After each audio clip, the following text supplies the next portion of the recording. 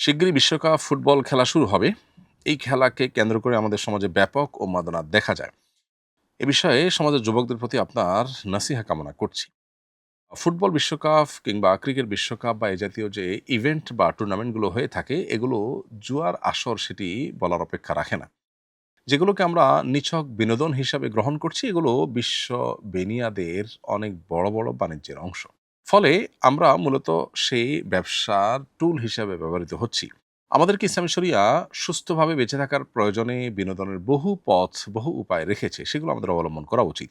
নবী করিম সাল্লাল্লাহু আলাইহি ওয়াসাল্লাম বলেছেন, মিন হুসনি ইসলামিল মারই তারকুহু মা লা ইয়ানি। একজন মুসলমান ইসলাম সুন্দর হবে তখনই যখন সে অনর্থক অহেতুক কাজ পরিহার করবে। কোরআনে কারিমে আল্লাহ তাআলা সফল মুমিন এবং জান্নাতুল ফিরদাউসের উপযুক্ত হবে যে সমস্ত মুমিনরা, তাদের বৈশিষ্ট্য বলতে গিয়ে সূরা মুমিনুনের শুরুতে বলেছেন, ওয়াল্লাযীনা হুম আনিল লাগবি মুরিদুন, যারা লাগব বা অহেতুক অনর্থক কাজ থেকে বিরত থাকবে, বেঁচে থাকবে, এই মানুষগুলো জান্নাতুল ফিরদাউসের অধিবাসী হবে। সেজন্য এ সমস্ত খেলাধুলাতে মত্ত হয়ে থাকা, এগুলোতে মাশগুল হয়ে থাকা এবং এগুলোর মধ্যে উন্মাদনায় ডুবে থাকা, এটা কোনো মুমিনের সাথে যায় না।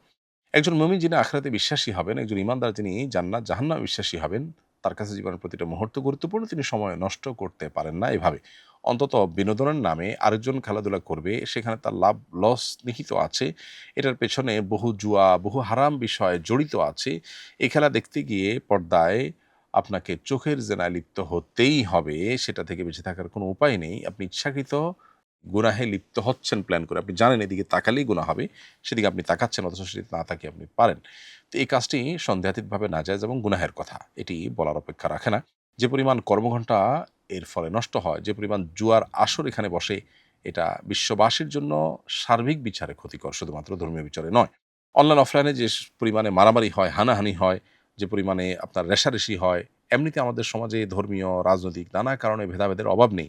আবার খেলাকে ঘিরে আমরা বিভিন্ন দেশের অনুসারী হয়ে, ভাগ হয়ে আপনার গন্ডগোল, ফাসাদ হতে পর্যন্ত দেখা যায়।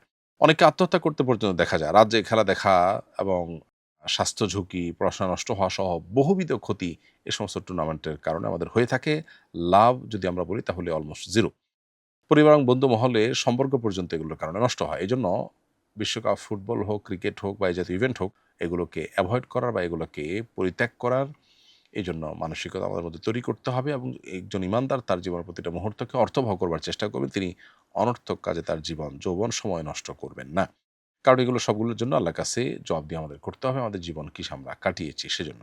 আসুন্নাহ ফাউন্ডেশন, উম্মার স্বার্থে সুন্নাহর সাথে।